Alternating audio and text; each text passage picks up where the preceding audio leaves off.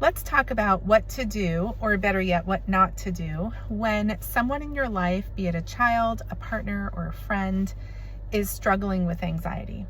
So one of the general rules of psychology and of behavior is that when you reinforce a behavior, that behavior is more likely to be repeated. And when you punish a behavior, that behavior is less likely to be repeated.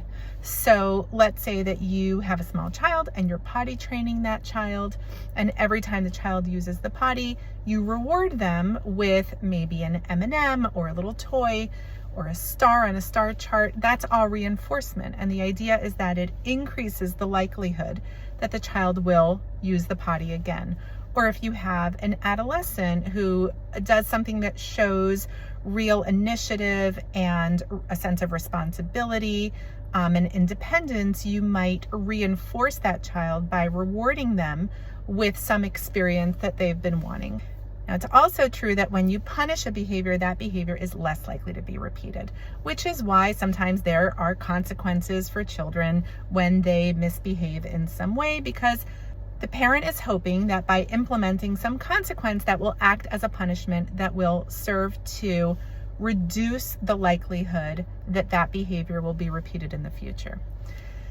Okay, what I want to stress is that behavior is different from emotion. It is true that when we reward behaviors, we are reinforcing them and they're more likely to reoccur. And when we punish behaviors, they are less likely to reoccur. But emotions are different.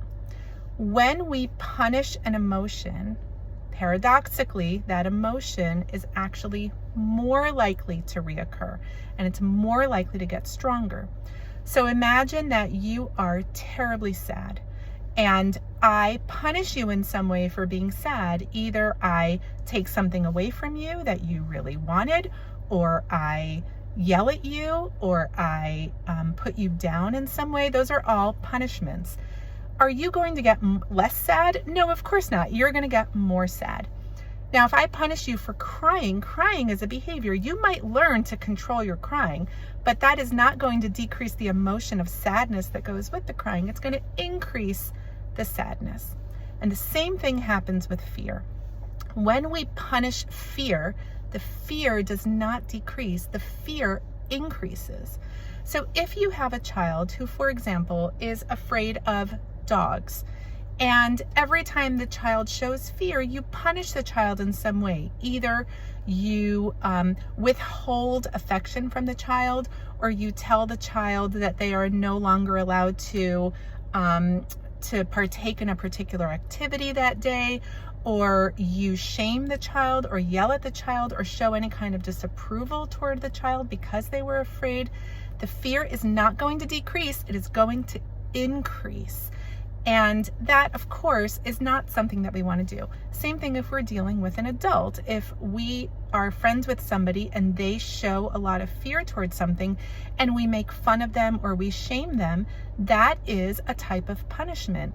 That is not going to make their fear better. It's going to make it more severe. So the one thing that you really don't want to do when someone you care about is displaying signs of fear is to punish the fear in any way, be it by withholding something, instituting an actual consequence, shaming, or disapproving in any way. We'll talk about what you do want to do, but this is definitely something that you don't want to do. So especially parents out there, be very, very careful that you don't punish fear in your children, because you will unintentionally end up making the fear worse, not better.